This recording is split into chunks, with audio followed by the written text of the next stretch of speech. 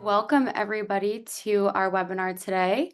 My name is Jenny Hornick, and I am the Digital Marketing Coordinator here at JMIR Publications. And I'm very excited to welcome you to today's session, which is part of our JMIR Mental Health series in collaboration with the Society of Digital Psychiatry. So in today's webinar, our speakers will be diving into internet-delivered cognitive behavioral therapy and engagement. So I will kick things off by introducing Dr. John Torous. Dr. John Torous is the director of the Digital Psychiatry Division at Beth Israel Deaconess Medical Center, an affiliated teaching hospital of Harvard Medical School. He also serves as the editor-in-chief of JMIR Mental Health. So with that, I will pass things over to Dr. Torous to introduce today's speaker and get started. Excellent. Thank you for introducing us. Thank you to JMIR and SODP for hosting this wonderful series. I think it's thrilling to be able to introduce Dr. Hani Zainal, and she's a Presidential Young Professorship Assistant in Clinical Psychology at the National University of Singapore and the Director of the Optimizing Wellness Lab. She completed a 2-year postdoc fellowship at Harvard Medical School, received her PhD in clinical psych from Penn State, and completed her predoctoral clinical fellowship at Massachusetts General Hospital and has done an impressive amount of research on internet-based CBT as well as engagement. So thank you so much for joining us, Hani. And I think maybe before we get started into details, can you tell us just a little bit about how you got started in this field for junior people listening? There's a lot of stuff happening, but how did you kind of enter into this digital research world? If you want to know the origins, even during the undergraduate days, I've been assigned readings from my professors. And I remember reading by Professor Michelle Newman, like in 2011 and 2012, on self-guided CBTs. And this was before COVID and, the potential for scalability and so on. So I've always been interested in digital mental health interventions since like more than a decade ago, and it's thrilling to have her as a mentor throughout graduate school and to continue this line of research with people like Professor Ron Kessler at Harvard. Yeah. And to jump towards internet-based CBT, I think clearly there have been many meta-analyses. We know that internet-based CBT can work pretty well, but you've done a lot of recent research and papers on it. What is the state of internet-based CBT today? So there wasn't a lot of literature on the long-term efficacy of it. During the postdoc days, basically my postdoc mentor was asking, hey, what is the state of the literature on that? Has there been a meta-analysis done on that? So I was like, combing through and scouring all the different papers and realized that, hey, I'm able to tabulate all this different and extract all this different data. So, the postdoc mentor was saying, why don't you end up writing a meta-analysis on it? So we ended up publishing it in Clinical Psychology Review. So if anyone's interested, there's more details in that paper. But in a nutshell, we found that it works long-term. There were small effects for some outcomes, moderate effects for others, and large effects. I think that was for symptom reduction in PTSD. We also looked at binary outcomes like reliable improvement, remission, a response, and so on. And we did find positive effects on those positive treatment outcomes. There were also positive effects on suboptimal treatment outcomes. So we looked at, we coded that as relapse, whether a person was still dependent on psychotropic meds after a year, and also whether they were taking sick leave, anything that indicated that there was still some interference with their work and daily social functioning. And so it sounds like the big picture is internet CBT can work really well for a lot of people, It which makes can, sense. with And a I lot think of heterogeneity of treatment effects. Just a caveat, yeah. and I think all of us know who've used these outside of clinical studies. Sometimes when you have the clinical study or the meta-analysis, these things work really well. And of course, they are available to the public today. For years, there have been programs like Beating the Blues and Mood Gym that are perhaps older, but really well tested, as well as new Yeah. apps, new VR, new approaches. There always has been this translational gap, right, between what the meta-analysis show us what we can do and what actually Yeah. happens in the world. Because if everyone could access internet-based CBT, which in theory many people could today, you would think Mm. we'd kind of see these big changes in how mental health is impacting us or not impacting us. And Yeah. I know we've both discussed kind of is that missing link engagement? What's your hot take on what's causing this difference? And is it engagement? Yeah, I mean, it's been said a lot that engagement is the Achilles heel in digital mental health intervention research, right? Engagement, nutrition. But first of all, John, how do we even define engagement? So is it, I mean, I've seen words like uptake, which people say it's initial enrollment. I've seen the word usage being used. Sometimes completion gets conflated with engagement. Obviously, this is an incredibly complicated topic. But just to keep it simple, my team and I, we also did another meta-analysis looking at the predictors of engagement, however that was defined by the study. Yeah, so we did find some interesting correlates of it, yeah, of engagement. And what were those main correlates? Because you said it is hard to define engagement. And I'll say we get a lot of papers at JMIR Mental Health, and engagement will be screen time, subjective engagement. There's so many different ways to define it that it's become Yeah, a little bit just not that I get worried when I see the word engagement, but I go, oh my gosh, what does this represent and how are they defining it? But in your yeah, paper where engagement is what you bring is what is engagement. We'll take that. yeah. What predicts engagement? Okay, so we appreciate that it's very difficult to define, but just to operationally define it, we categorized it as uptake. So this is initial enrollment, so this is Okay. not, they haven't logged in once yet. It's not about completing modules. It's not about viewing pages, and so on, or using a certain number of tools in the DMHI. So uptake is one. Usage was, how all the things that I mentioned just now, modules completed, logins and so on, and completion. So in the context of studies that actually had all this different engagement, data, and metrics. Yeah. So we found that there were gender differences. So women exhibited higher engagement in both guided and self-guided DMHIs. There Okay. was also the role of guided support. So there is intuitive appeal, right, to that supportive accountability theory. So we did find that those given a coach, a human support, they engage more with the intervention. And interestingly, we collected data on therapeutic relationship or Okay. working alliance, and that was also a correlate of engagement. With In terms of alliance with the technology or the therapist with guiding or the the guide? coach, with the coach. So this Okay. is in the, yeah, okay, that's such a great question because people can have transference and counter transferences even with the tool itself, not just the human support that they are engaging in. And then there was also socio-demographic and educational influences. So higher education and SES was also a correlate. User expectancy. So, however the study measured it, so typically people give the credibility and expectancy measure after the rationale was introduced. And older adults seem to also use more, and they don't necessarily have more uptake or completion, but they seem to use it more, which I think it's pretty encouraging. Intervention duration. So how long the investigator allowed the person to have access to the app. That was correlated with greater engagement. I will say, though, that over half of the included studies showed a high risk of bias when my team and I were rating it. So, strong caveat there. All these interpretations should be understood within that context. Yeah. And I'll put in the chat for everyone. This is a different paper, a 2019 paper. It was these classic engagement curves where it's almost like a power log decay.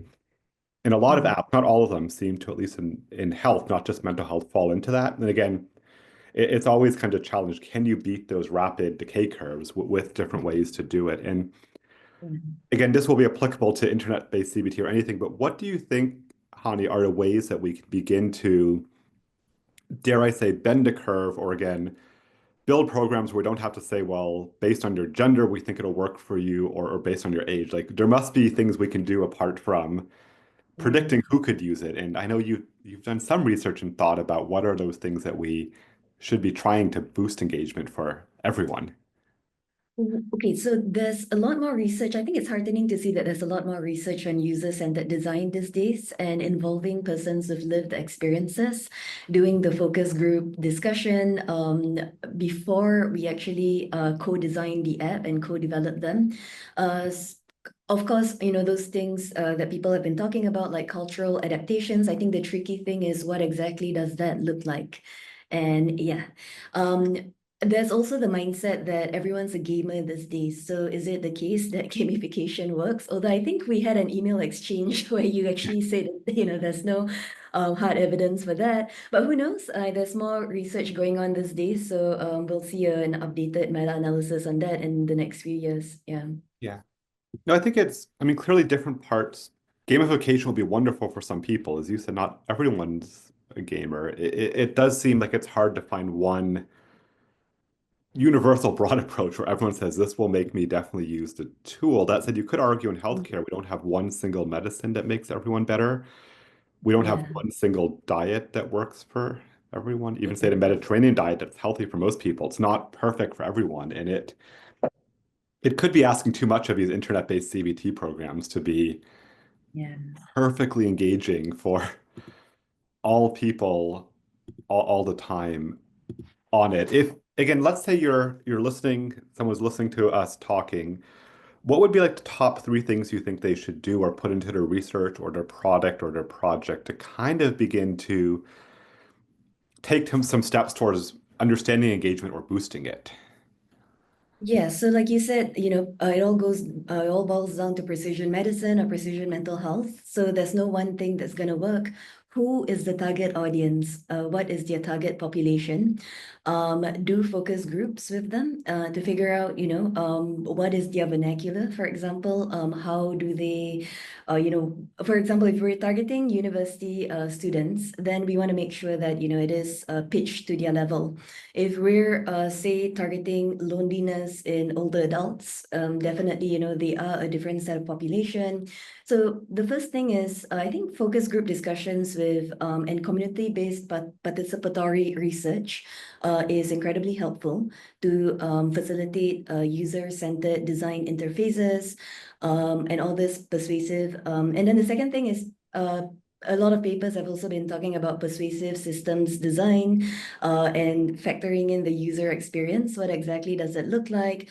I think your MindLam does a really nice job with that because I find it to be user-friendly and intuitive and easy to navigate. And third, I think we have to identify who will benefit from using human resources, such as a coach who is really well versed in psychotherapy principles.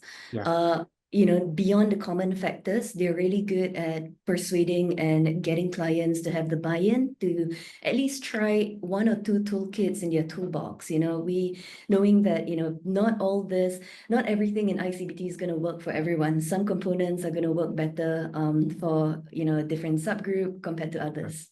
Yeah. No, I definitely think and you told us at the beginning, like the human support coach, call it digital navigator, that does make a big difference. And clearly, we're all excited about technology because it's scalable. So not every one person gets one coach. So I think there's a question of maybe no coaches is too little, but how do we dose?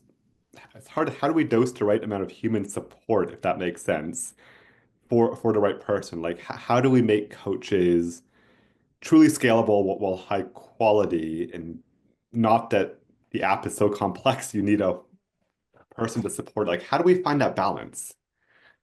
So the Penn State group, when I was a grad student, coaching was something that was done very intensely. So there were over 35 over coaches, and there was very intense. Every week, they met with the supervisor, just to make sure. And there were a set of independent coders who were actually reading the asynchronous messages that the coaches were sending to the users on Silver Cloud. So I think coach training that slowly there's more literature coming out on that. What exactly is good, high standards coach training and supervision. Now, in terms of dosage, that's a very complicated question because ideally, if we had limitless resources and we were able to run sufficient studies with optimal sample sizes, we will want to use sophisticated explainable AI or like machine learning techniques to figure out what dosage works best for whom, human support dosage. Because coach support, it can come at the level of asynchronous guidance. It could be user initiated, so it could be low intensity in that regard. It could be medium intensity, where it's like what I said. There were the coaches gave structured messages to the users to rally them to engage in the app. But it could also be high intensity synchronous blended therapy, yeah, like what we're doing now. So and I think the question of what works best for whom is a perennial question that we're always grappling with. Yeah. And I have to ask the question when we bring up AI, can AI become that human coach? Or is that, do we still need a human to be the human coach? Well, okay. So John, I think so. Pardon me if someone's already done the study, but maybe a 2x2 factorial design where we sort of like one arm is deceiving people, saying that you're given a human coach, and then the other arm is actually a chat bot, and they're all given asynchronous, guidance. Will the fact that, if you deceive someone by saying that the chatbot is human, will that be as effective as human support? I mean, have you come It, across a study yeah, doing that kind Usually of it would have to be done with good research ethics anytime you're doing deception. I guess if listeners look up, there was a story in the news about 2 years ago. There was a kind of peer support chatbot called Coco that got in some trouble for, in part, not telling users they were doing something like this. It was research with deception without an IRB. So again, we can't really call it research. The ethics of that were pretty not ideal by any metric. But so if you Google KOKO in ethics, I think there were some early efforts towards it, but again, not done in a, well, to be blunt, a ethically correct way. But I do agree, understanding that difference would be a useful thing to learn in the field. And to touch on a different part of internet-based CBT, and you alluded to so much in your introduction. It's wonderful talking to an expert like you, but understanding the long-term effects of these treatments, because oftentimes I'll read or review a paper and it says people who did the intervention felt better immediately after the intervention. And generally in studies, if you do something right afterwards, you feel better. Not always, but there's kind of a little bit of expectation bias. And clearly when we're dealing with mental health disorders, not all of them are long-term or chronic, but most of these are conditions that need treatment or help over time. And we want to give therapies and treatments that are going to be effective over time. So guess I'm getting at what can we do to perhaps better evaluate the long-term impact of these treatments? Mhm. And it also gets to engagement because again, if we want it, well, do we have to use them long term? But let's just start with how do we evaluate them long term? I'll Yeah, stop yeah. Well, there. John, I did put in my limitations section in the clinical psych review article that we don't know the level of skills usage post-treatment assessment. So a lot of the studies, they don't collect data on are you still engaging, with the app? Are you still practicing the skills? Are you still integrating them in your daily routines? So we don't know. For all we Yeah. know, some people, they could just download the PDFs and like all the different interactive elements, and they could be going with it, and we're not capturing the data. So I think as a start, I'm trying to do a better job of capturing the data. So I'm running a bunch of studies where I'm doing a 12-month follow-up assessment, and at that 12-month follow-up assessment, I want to make sure that I'm still capturing are you still engaging in those skills that you learned a year before? So I think as a first step, those would be helpful. Now, of course, other things could be, people have done work on booster sessions and prompt reminders. I think those could be helpful to consolidate people's skills, CBT skills, yeah, Yeah. long term. That makes sense. It really is an open area in the field of how well these work, because Yeah. if they don't, it's going to be tricky, or they're going to be good for short term. And again, we want treatments for short term, but we also want treatments for long term. So I see a lot of interesting questions in the Q&A, and I want to switch over to those because they'll kind of continue the conversation and very good. We'll also share, as all of you may know, we have a lot of webinars, and we've recently indexed them on a new website. So this one will be there soon, but we're going to continue to kind of post the webinars that we've had there for our reference. But for the first question, it's saying, how do you define the therapeutic relationship digitally? And I'm going to put a different paper from JMIR Mental Health to just talk about the Digital Therapeutic Alliance, because in part, there's a whole world of you could form a relationship with the CBT bot, with the app program. There's also coaches you can do it with. There's sometimes clinicians. So there's a lot of parts. But maybe again, Hani, how would you define the therapeutic relationship digitally? So digitally, I think if they feel that they have a productive working relationship with either an inanimate object like the bot or the app, or even an animate human, it's gonna help them, give them some practical tips and expand their toolkit. I think we're going somewhere with that. We have to start somewhere. I think that's great, and if we can gain traction, further traction, with this initial hook, compelling hook that any app successfully manages to establish with the user, I think that would be a good first step. Yeah. Yeah, that makes a lot of sense. And I think this is the next important question we didn't cover, but what are the consequences for existing inequalities in health? Is there anything to support digital approaches to impact people negatively or positively? So I think this question is getting to is we don't want to have a world where only the tech-savvy, well-connected, high internet people can access this, and the people who can't help. I mean, ideally, we want to make sure we help the people with the highest needs first, dare I say. So how do we kind of make sure this serves the mission that we all want it to? Absolutely. I think then this is why I think the role of multidisciplinary teams are so important, because if we feel that a target population, say low SES, older adults, if there's a high prevalence of them living in certain neighborhoods and the government knows about them, would it then make sense to give them broadband access, for subsidies to be given, or even some of them to give them for free for some, that's a question to ask. That's an interesting question to ask. And it is, I mean, it's very tricky because the digital divide has always been there since the advent of the internet, right? Yeah.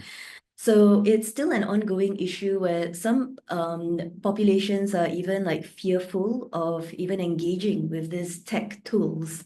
And so the first step is even giving them the exposure and to get them to be comfortable and to get them to buy in to engage with these technologies, would be challenging, but I think that would be a good first step. Yeah. Yeah, I think that makes sense. And we'll put in the chat, our team has put out some free digital literacy resources because you do have to have the technology, say the phone or computer and the internet, and then you have to know how to use it. And so there are these barriers, and I think this is a very important topic that's going to have to be done.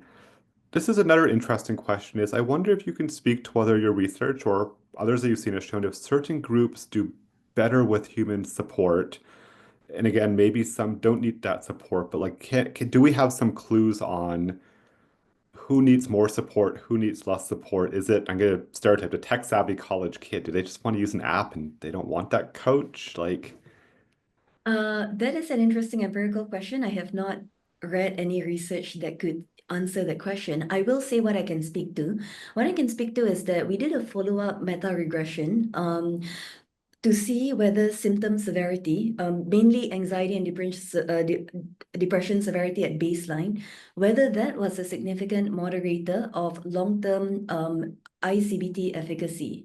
And the short answer is most of it wasn't for most outcomes. The only thing that we found was that baseline depression severity was higher baseline depression severity predicted poorer outcomes for emotion regulation improvements. And higher anxiety severity predicted better improvements for depression severity reduction. So my team and I were still writing that paper up, but whenever it comes to asking what works best for whom, I like to start with symptom severity first, because I think that is the most, you can develop an actionable prescriptive predictive calculator just by severity alone, because everyone's working within systems, right? And so how you can't possibly always be collecting a huge baseline assessment for your prescriptive calculators. Yeah. Yeah, and I'll put in the chat again. There's so many papers on engagement. They're all interesting to read. This is a broad one that's different than it, but I think there's a lot of people working on it. And the fact that we haven't seen a perfect answer does tell us this is going to get tricky. This is a good question. Again, clearly we're saying engagement is hard.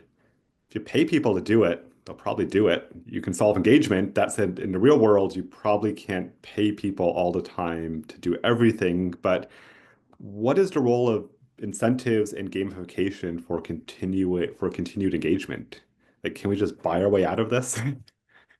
We can, but how long I mean, it feels short-lived, right? I mean, I feel like, yeah, people are they get this set amount of money with 80% participation rates, and then what next? The study ends and they stop using it. That's not exactly what we're hoping to Yeah. create. And Yeah. I think I've noticed too, certainly the monetary incentives get that external motivation going. If you can somehow kindle that internal motivation, it does last longer, is more powerful for it. But it is, there's definitely a role for external motivation to get things going in it Yeah. too.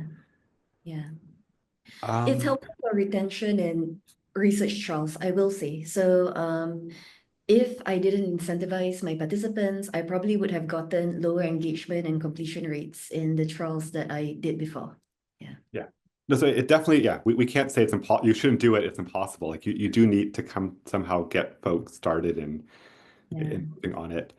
This next question says, could you share any papers that explore the impact of coaches, guided or self-help on adherence for digital CBT or in that area? So I guess it's specifically saying we're saying that human support helps with outcomes and adherence is going to be there.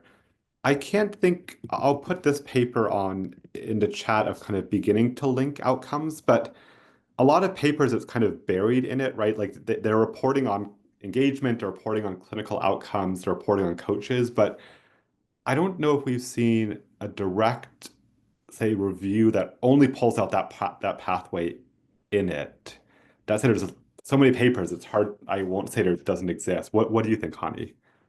I mean, so John, I'm hoping, fingers crossed, that the paper that I revised and resubmitted, the health psychology review will get accepted, because Okay. that's exactly what we found, that guided versus fully self-guided i-CBT was a correlate of higher engagement.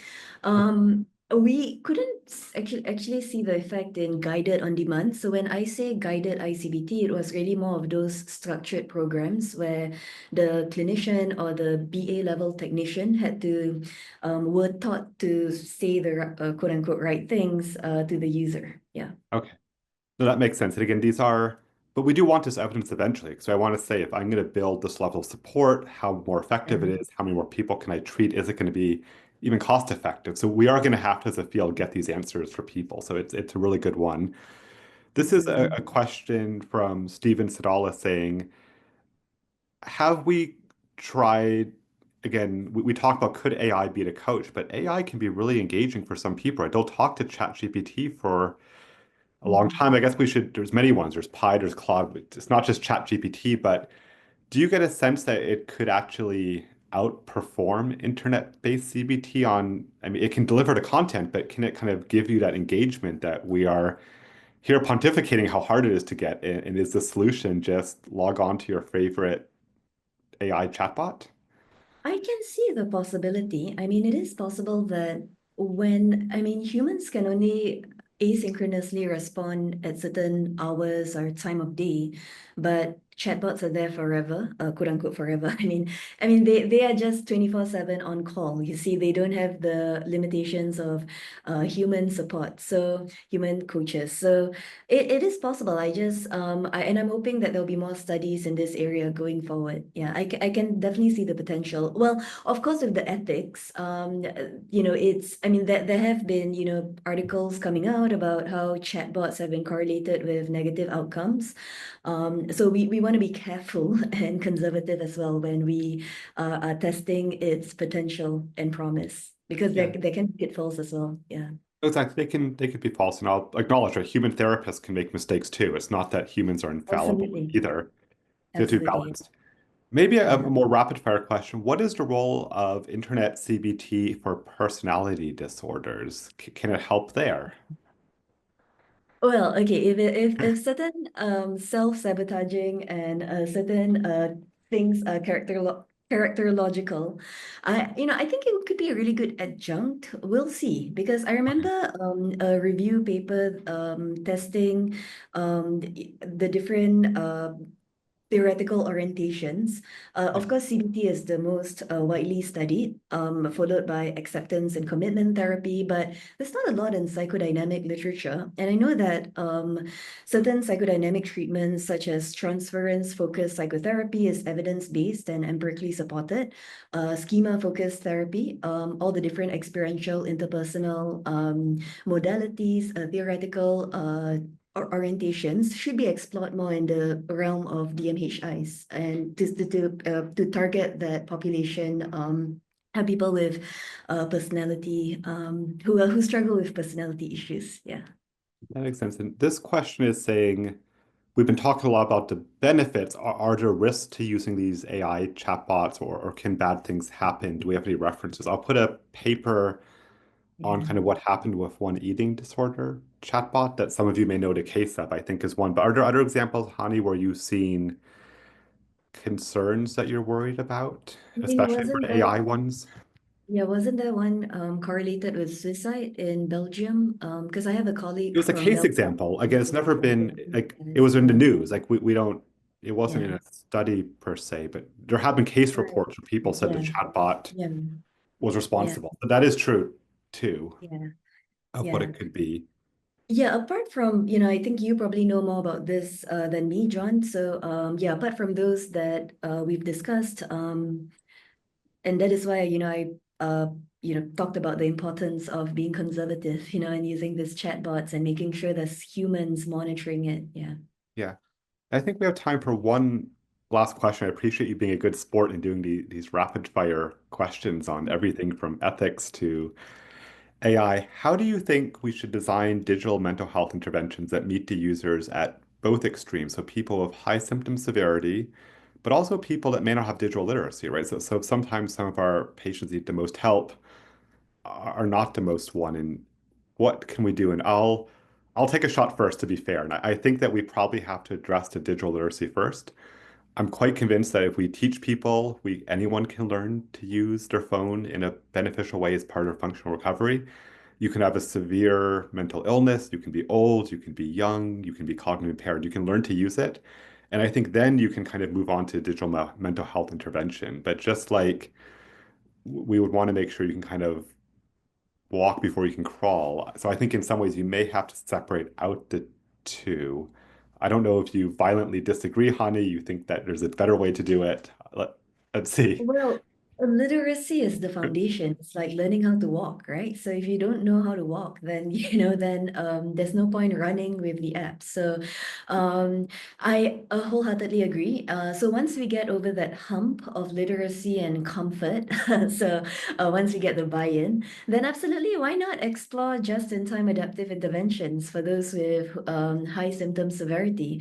Um, Obviously, there's that reactance component. Not everyone Yeah. is a fan of just-in-time adaptive interventions. I appreciate that. But there is the potential of figuring out risk and opportune moments to provide, just a notification saying, hey, let's take a step back.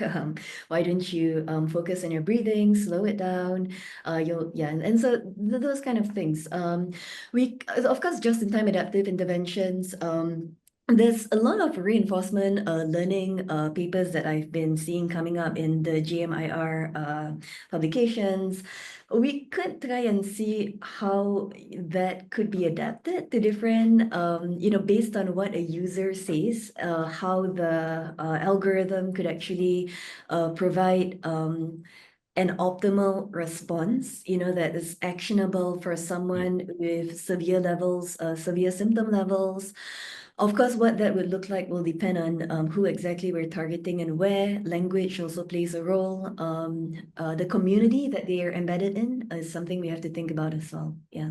Yeah, that makes sense. Well, I think, again, we went a little bit over our time. We try to keep this just over half an hour. So I appreciate you joining us. We'll put one link again to find all the webinars. We're moving them to this new website. We're going to start updating even more with more things coming. So a good place to check back. So I want to thank JMIR for hosting and producing this, the Society of Digital Psychiatry, and of course, you, Hani, for teaching us so much and answering so many questions. So thank you, everyone. Bye. Well, thank you, John. Thank you, everyone. All right, take care.